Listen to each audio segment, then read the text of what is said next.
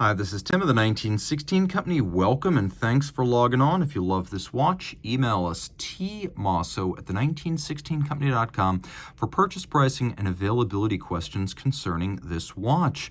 Today we're discussing a model from Audemars Piguet that was originally launched in 2019, but as you see it here, blue dial stainless steel chronograph. This is the 2023 to present AP Code 1159 chronograph. So 41 millimeters in diameter. It's thinner than it looks at 12.7 millimeters thick. It's only about 0.3 of a millimeter thicker than a Rolex Daytona. And from lug tip to lug tip, 50.2 millimeters with a 22 millimeter spacing between the lugs. Now on my wrist it wears well. The Code 1159 has always been more of an all-arounder than a dress watch. I think it was designed to replace the Jour Audemars, but came out being a little bit more versatile than the highly dress-oriented Jour Audemars. This is something you could wear just about all the time, everything except aquatic sports, really. My 16 centimeter circumference wrist indicates that being a broad watch at over 50 millimeters lug to lug, I'm going to recommend it for a wrist of 15 centimeters circumference or larger. Here's your over the top, here's your down the barrel, showing that I do have a little bit of clearance on each side. And then the cuff shot. Again, sheer in profile, it's thin in actual measured millimeters, so it should slide underneath a dress cuff or a shirt sleeve. The strap is a combination of a textile weave, a binding stitch. There is some bolstering to give it volume, and then on the bottom we have rubber. And as you can see, it's a sort of blue that's designed to match the midnight cloud blue of the dial. So everything is designed to be symmetrical aesthetically.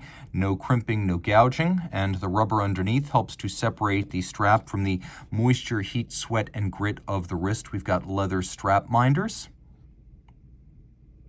And then the watch features a simple stainless steel pin buckle. Although it is a model-specific stainless steel pin buckle, you can see it features faceting, it features beveled polishing, and then on the back it features media blasting. We also have a little hexagonal screw that is designed to evoke the royal oak. Of course, Audemars Piguet's most famous product is all over this watch. You can see that the same screws are used to fix the strap to the case, screws and bars. A very secure fixture. I actually prefer this considerably over spring bars because it's more secure and less likely to deal a disaster to the owner. And then we have a case. If you look at the mid case, it is a rounded off octagon, another royal oak nod, but it is remarkably nuanced. First of all, take a quick look. You can see that the lugs are actually mated to the bezel. So these two things are welded together. And if you look carefully enough, you could see that the ones over the reverse of the case are actually not physically touching the case.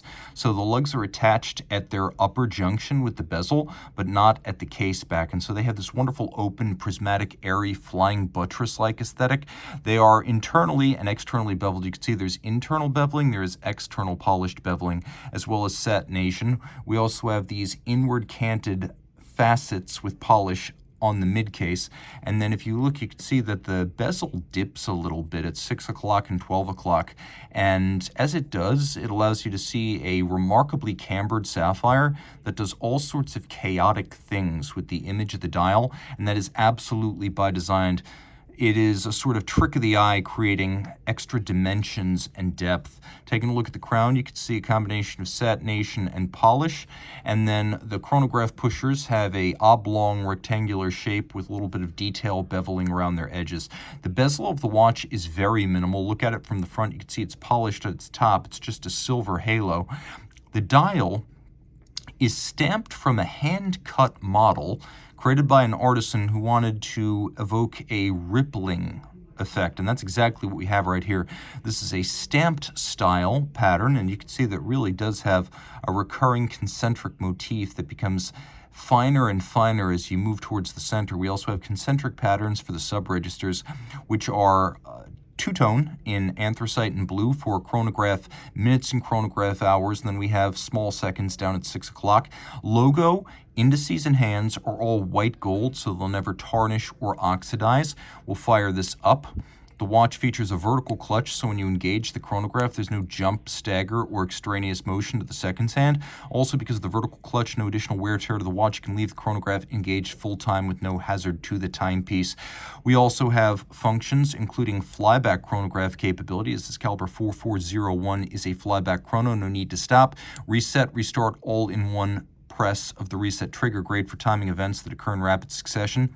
Outboard, we have a stepped flange in anthracite that allows you to read the speed of, for example, a aircraft over a kilometer. So if you stop when the aircraft completes the kilometer, let's say you start the chronograph when the aircraft starts the measured kilometer, and then you stop when it completes the kilometer, you look at the little number, and right there you can see the plane was going 300 kilometers per hour. Now there's also a column wheel in this movement, which makes it really crisp to operate. You can see the column wheel under my finger right here, polished on its top. You can see it's a mirror finish, very attractive. Excellent column wheel feel. I've encountered some Duff column wheels over the years. This is one of the best. It's up there with the longer Rolex and Zenith in that regard. Just to remove any doubt, let's do a quick loom shot. You can see there is some luminescence on this dial. This watch, 30 meters water resistant, so dress watch standard, but it is a sporty dress watch, as we discussed earlier. We have a stop seconds function. We also have a quick set for rapidly cycling the date. And if you take a look at the 2 on the register, the 2 on the tachymeter, and the 2 on the date disc, in each case, it's the same 2. That is something that AP did well after 2019 on the Code 1159s. Now flipping everything over, you can see dial depth really is quite good. You can see caliber 4401, automatic winding. It's got ceramic rotor bearings, 70-hour power reserve, 4 hertz beat rate, 40 joules. You can see it has a full balance bridge with a Gyromax style free sprung balance, features that add a lot of shock resistance, and also with the free sprung balance, very precise adjustment. This is also a recessed screw balance for reduced aerodynamic drag on the oscillator. Now at center we have this lovely rotor which is genuinely hand finished. Most of the movement is a combination of hand finishing and machine finishing. It's 32 millimeters in diameter, so it nicely fills the case back, but the real feather in its cap aesthetically is going to be this rotor, which features polishing of the numerals, or I should say the letters, they're not numerals right there. Then we have satination of the rotor top, beveling externally and internally, and it's the internal beveling that really catches my eye, because you can see the beveling was done to create sharp creases where bevels meet, and that is one of the toughest assignments for a watch finishing artisan. Elsewhere we have engine turning, we have stripes, we have snailing, satination, and media blast on this movement. And then demonstrate something here. Look very carefully. You can see a little bit of the operation of the vertical clutch. It's rare that you can ever see a vertical clutch or its actuators operating on a vertical clutch chronos. That's just kind of cool to see. Overall, a robust movement designed with sports watches in mind, including the offshores, so it should be able to take whatever you throw at this dress watch. If you love this watch, reach out to Team Mosso at the 1916company.com for purchase and pricing details.